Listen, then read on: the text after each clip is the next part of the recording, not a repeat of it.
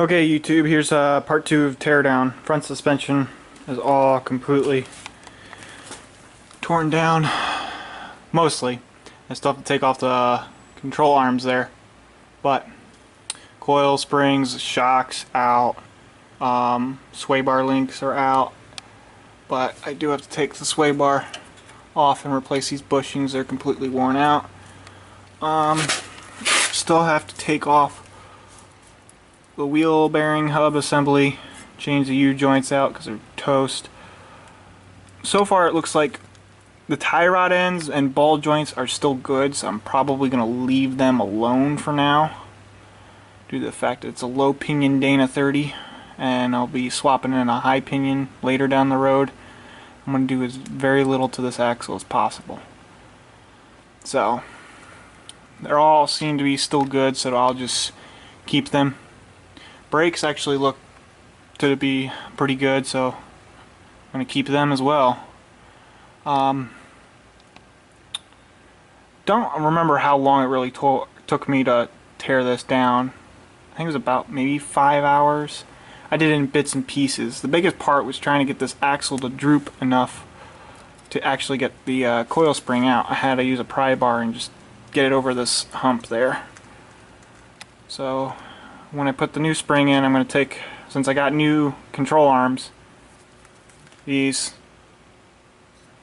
I'm going to take them off, have the axle be able to droop even more, and put the coil springs on, and then bring the axle back up. I'll have a jack underneath of it.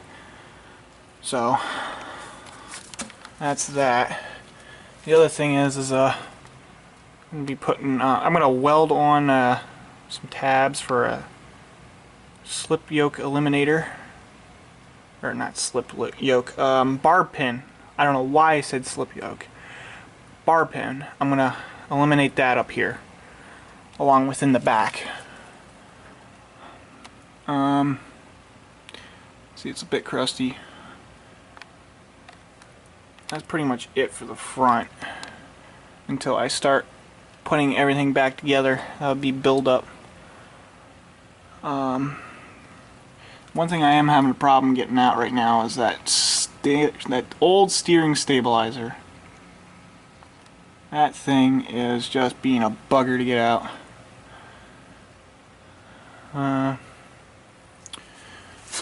But I took the airbox out for a couple of reasons. One, get that upper shock mount right there. And two, I'm going to be getting this Spectre cowl air intake, where it's going to be the air filter right here, and it's going to cut a big hole there so it gets the air intake from the cowl and not over here down below, because I'm probably going to drive this through some water, but I'm not going to drive it through enough where I'm going to need a snorkel all the way up to the windshield here. It's not going to go that high. Through the cowl is going to be just fine for me. That's pretty much it on the teardown. Part 2 of the front suspension. Hopefully I can get those brake lines. That's another thing, I got stainless steel brake lines I'm going to be putting on this thing. So I want my brake pedal feel nice and firm. Like I said, got a lot of material left on those brake pads. So whatever's still good, I'm still using. It's just the front U-joints need to be replaced. With a 3-inch lift, you don't have to replace the control arms, but my kit that I wanted came with them, and they're much beefier and they're more adjustable from when you go with a higher lift. And the other side's more oily on the oil pan. After I get this thing on all 4 wheels again, then I'll do the engine stuff. But for right now, it's just suspension wise. And get that axle ready. So, there you go. Teardown part 2. Showing what I have so far. which is a good amount, but not a whole lot.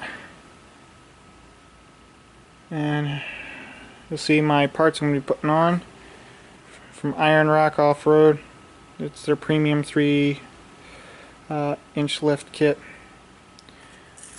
And those are the tires right there that's going to go on this thing. So then, next one you might see is probably build up of the rear end. And then pretty much build up of this whole thing. Yeah, there's a stock airbox. That's garbage to me. So, here we go. Part 2. See ya in the next video.